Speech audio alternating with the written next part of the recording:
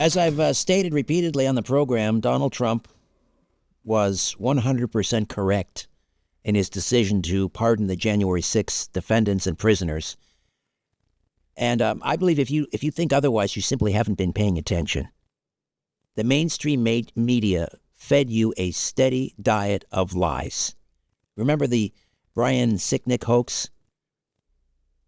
The D.C. courts simply refused to play fair. And let's not forget Joe Biden's 8,000 preemptive pardons for drug offenders. Yet somehow Trump's act of justice is what? Controversial?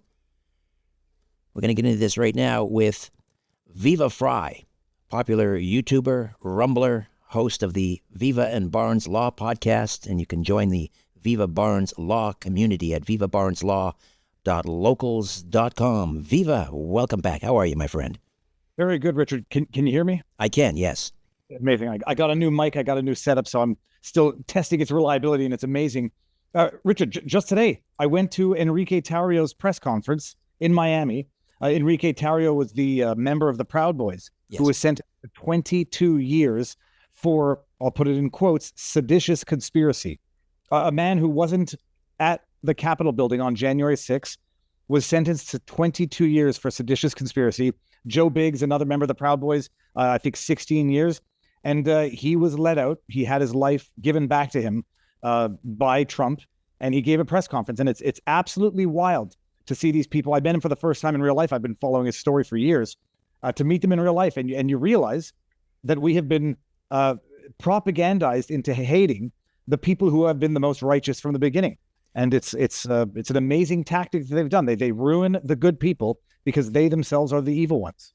Well, and right up to the present moment, the mainstream media continues to peddle these lies, calling them insurrectionists, even though no one was charged with insurrection. It doesn't meet the standard anywhere close to an insurrection. And then they continue to peddle this falsehood that Washington Capitol Police, I think they named 3 of them, they claim were killed on the Capitol as a result of the riot. None of that is true. First and foremost, let's talk about Brian Sicknick, that hoax. It's pathological. The New York Times ran a story the day of or the day after saying that he got beaten to death by a mob of angry Trump supporters, that he had his head smashed with a fire extinguisher. And the reality is, I mean, in as much as you want to believe the D.C. coroner, that his cause of death was deemed to be natural causes, he suffered a stroke the day after. I being a bit of a conspiracy theorist myself, I say, oh, it's interesting. He had a stroke at a time when we were introducing things into our bodies through medical coercion that caused strokes. And I had a guy named Tarek Johnson on my channel at least twice. And he was a Capitol police officer. And I asked him, did Sicknick and others get the jab? Just not to promote a conspiracy. If it's not the case, then I want to know as well.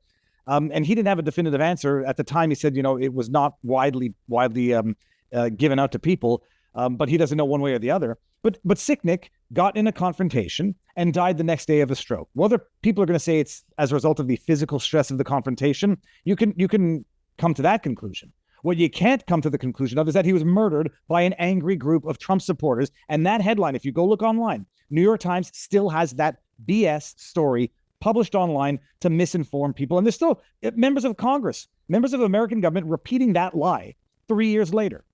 And there were 2 other Capitol Police officers who I believe tragically committed suicide sometime days, weeks after the J6 protest/riot.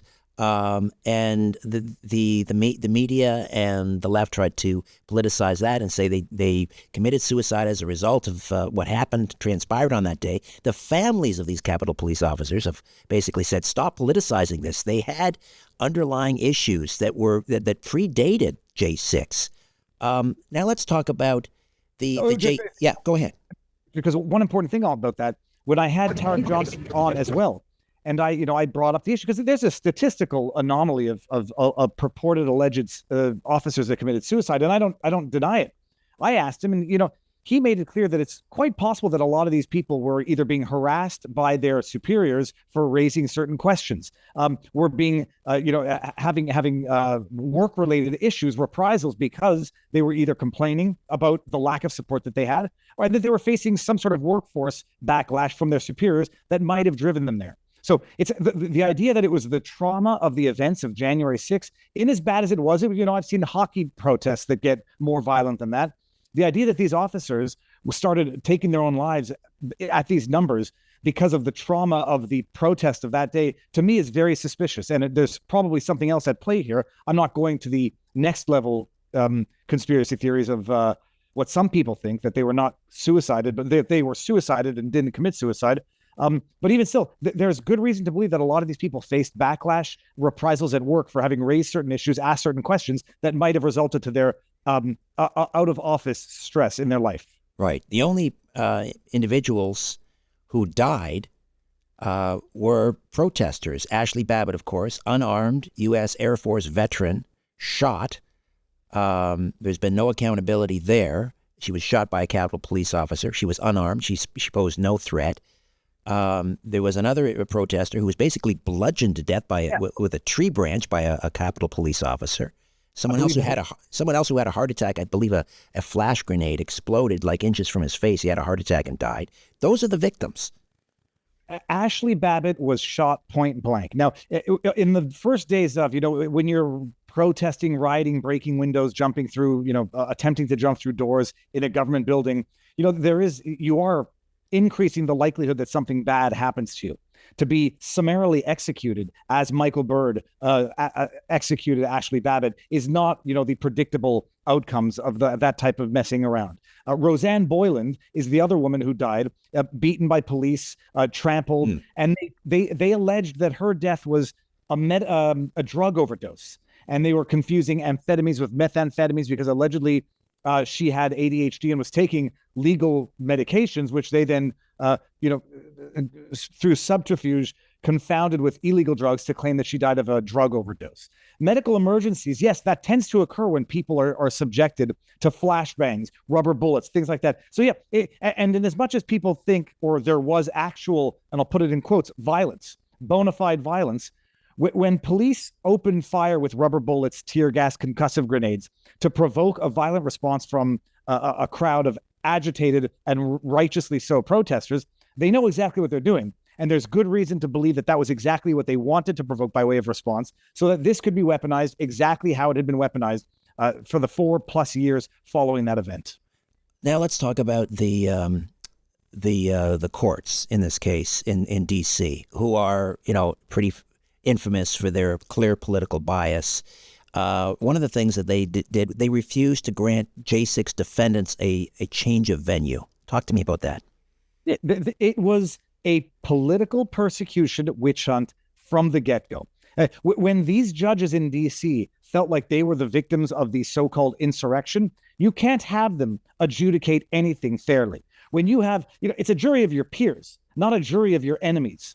And when in the ordinary run of circumstances, D.C. goes 95% Democrat.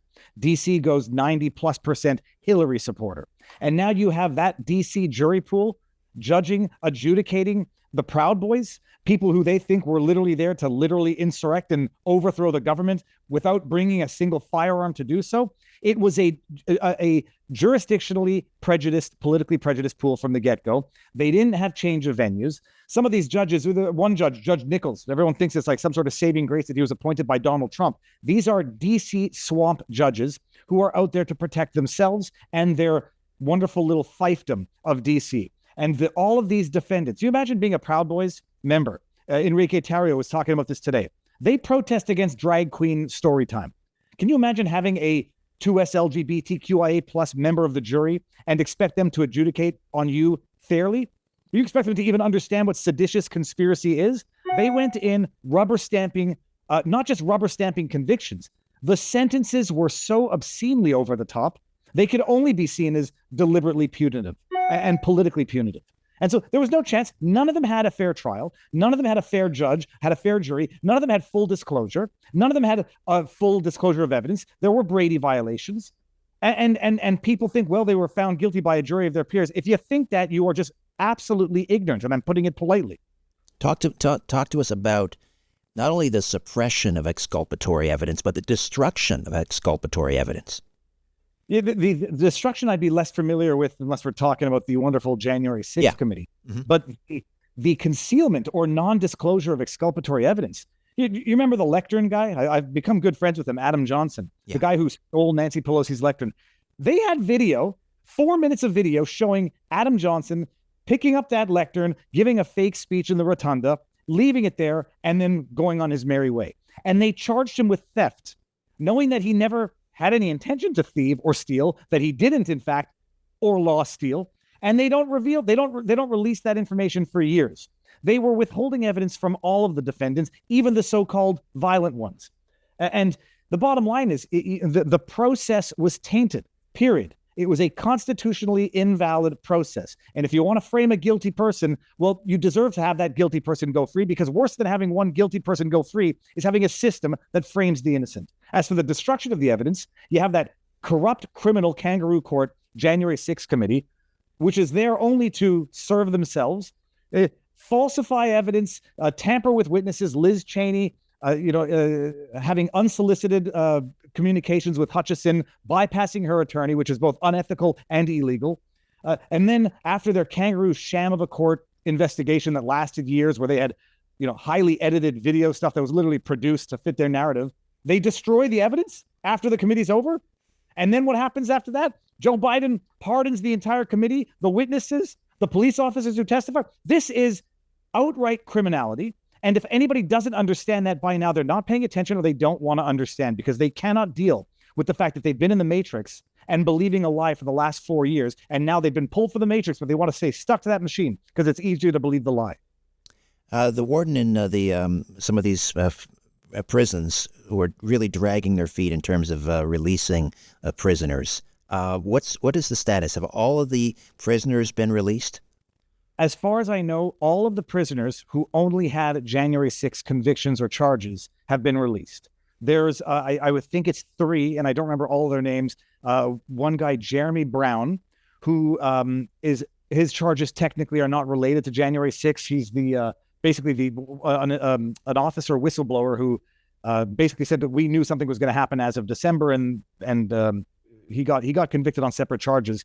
And there's 3 other Jan 6ers who are still being held because they have ancillary charges which didn't relate to January 6th, but followed the raids of January 6th. So one of them had like a probation violation. Another one might have had a firearms violation. And so technically the charges don't, they result from the raids for the January 6th stuff, but are not related to January 6th. And they're still stuck in there. But everyone else, as far as I understand, has gotten out. Jake Lang has gotten out.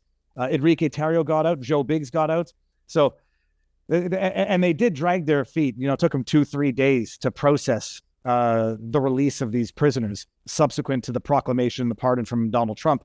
And they love it. Every extra minute in prison is an extra minute where you can get killed or die or something terrible happen to you. So they drag their feet, probably deliberately. Very quickly, one of the ironies here is one of the other people that is pardoned in this mass pardon was none other than Ray Epps, who, the former U.S. Marine oathkeeper who was suspected of being sort of an FBI instigator. He was the one on camera saying, everybody, let's go into the Capitol building and so forth. What are your thoughts on the pardoning of Ray Epps? Well, but my underlying observation in all of this is Joe Biden pardoned all of the criminals of his criminal regime before leaving office.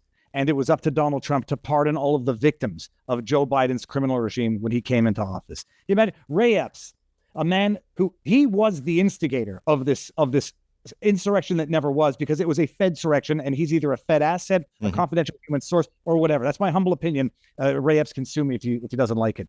The fact that he gets pardoned, it's just the icing on the cake in terms of pardoning the criminals to this faux Fedsurrection. And they did it. Obviously, he got a misdemeanor charge, slap on the wrist. And so, his exposure for that was minimal. I don't think he needed the pardon for his one piddly misdemeanor charge, for which other people were locked away for years. So it's obvious what happened. Biden pardoned the criminals of his organization on his way out the door. There could still be investigations, but they might escape the ramifications of the law. But there can still be committee investigations, and they can still be compelled to testify, except in as much as double exposure for self-incrimination can result on potential state charges. Viva Fry on YouTube, on Rumble, host of the Viva and Barnes Law podcast, and you can join the Viva Barnes Law community at vivabarneslaw.locals.com. What's coming up on the show? Well, we're going to do a Sunday night show on this. It's amazing. We're going to cover the JFK files release. I mean, it's too voluminous to be able to deal with.